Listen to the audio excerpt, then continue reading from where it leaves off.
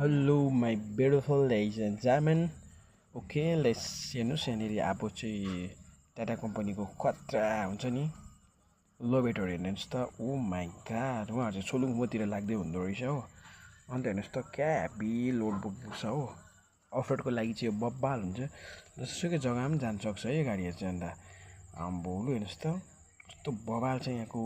view आम्बो natural beauty oh my goodness मनै पुरै जुन मनमोहक बनाउने